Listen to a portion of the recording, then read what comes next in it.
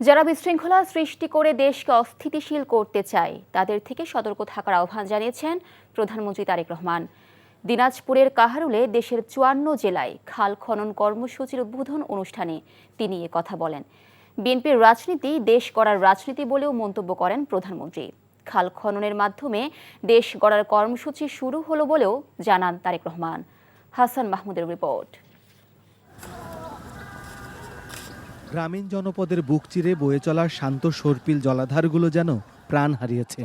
সংস্কারের শানিত ফলায় নয়া জাগরণের জয়গান গেয়ে খালগুলোতে প্রাণ ফেরানোর প্রাণান্তকর চেষ্টায় জনগণকে সঙ্গে নিয়ে হাতে কোদাল তুলে নিলেন সরকার প্রধান।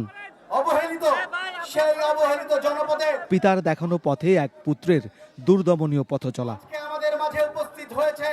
জনগণকে দেয়া প্রতিশ্রুতি পূরণের পথে দুরন্ত গতিতে এগিয়ে যাওয়া তারেক রহমান বললেন, বিএনপি জনগণের ভাগ্য উন্নয়নের রাজনীতি করে। তিনি বলেন, মধ্যপ্রাচ্য সংকট চলছে, তবুও কথা কাজে মিল রাখতে চায় তার দল। প্রায় ১২ কিলোমিটার লম্বা এই খালটা ইনশাল্লাহ আমরা সম্পূর্ণভাবে যখন কাজ শেষ করতে পারবো, সম্পূর্ণভাবে যখন কাজ শেষ করব, তখন কিন্তু প্রায় ৩১,০০০ কৃষক এখান থেকে পানি পাবে।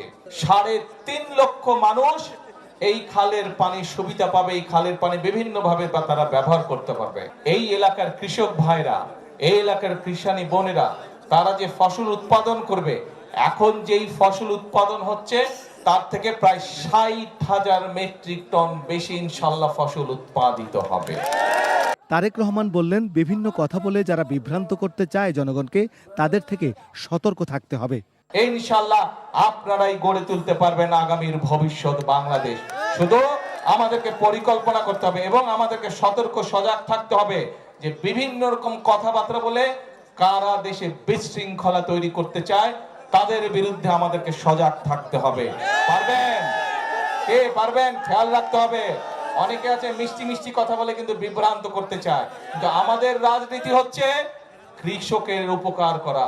আমাদের রাজনীতি হচ্ছে মা বোনদেরকে স্বাবলম্বী করে তোলা। ১৯৭৭ সালে শহীদ জিয়াউর রহমান যে খাল খনন করেছেন, সেই খাল পুনঃখননের শুভ সূচনা করলেন পুত্র। বললেন, শুরু হলো দেশ গড়ার কাজ। আবহমান বাংলার আনাচে কানাচে এই সর্পিল আকারে বয়ে চলা খালগুলো দূষণে দখলে ভুগছে। শহীদ প্রেসিডেন্ট জিয়াউর রহমান খাল খনন করে যে সবুজ বিপ্লবের জাগরণ ঘটিয়েছিলেন, তারই পদাঙ্ক অনুসরণ করে পুত্র তারেক রহমানও সে পথেই হাঁটলেন। এখানকার মানুষ বলছে, খাল খননের কারণে এই অঞ্চলের কৃষি নির্ভরতা আরও প্রাণ পাবে, সুফলা সবুজ শ্যামল হবে এই অঞ্চল তথা পুরো বাংলাদেশ। Hasan Mahmud, NTV news, Kaharol, Dinajpur.